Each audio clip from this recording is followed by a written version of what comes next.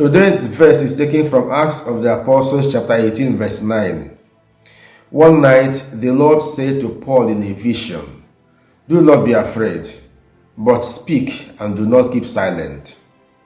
This verse is located within Paul's mission in Corinth. In Acts 18 verse 1, the evangelist narrates that Paul left Athens and went to Corinth. At the time of Paul, Corinth became the capital of the Roman province of Achaia, making it a strategically located city in both business and politics. Here at Corinth, Paul had a vision in which the Lord spoke to him. How do we know it was the Lord who spoke to him? We know it because of the statement, "Do not be afraid."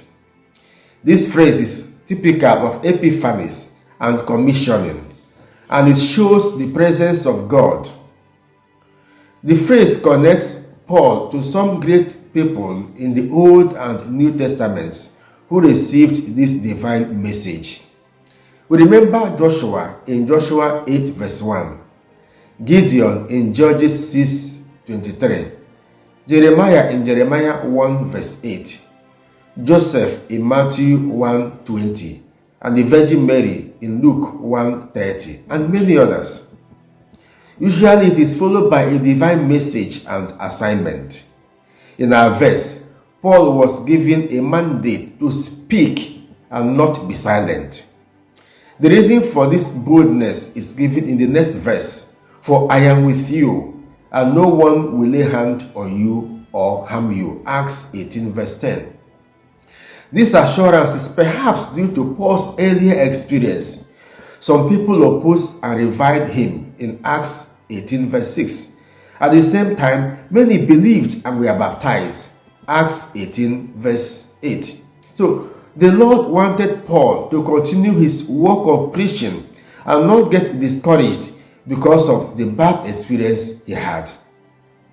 This highlights the importance of bracketing our biases and prejudices if we are to achieve success in all aspects of life, especially in relationships with others.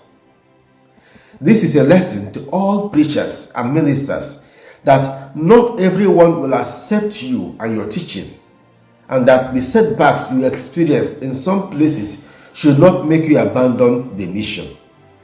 For every one of us, an important thing we take from this verse is the command of the Lord to Paul, because we are the Pauls of our generation. He says, "Speak and do not be silent." Dear friends, this divine order cannot be more relevant at any other time than ours. Our generation is losing it gradually. There is a steady decline in the family system and family values. Marriages are becoming increasingly viewed as a social contract with little or no commitment to love and sacrifice.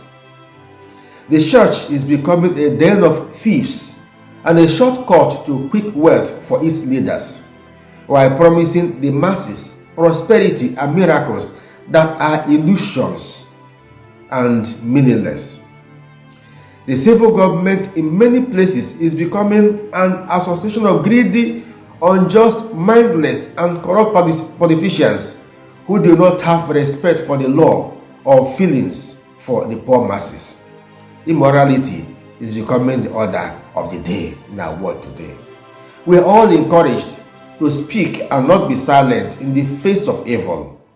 We are to speak and proclaim the gospel of the glory of God, beginning with our families and our little circles.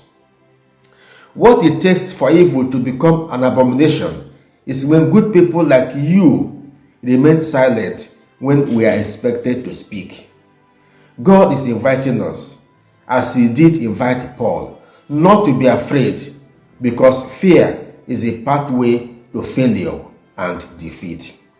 May God give us the courage to speak against evil, and may the voice of justice never remain silent in the face of your oppression. Amen. God bless you. Have a nice day.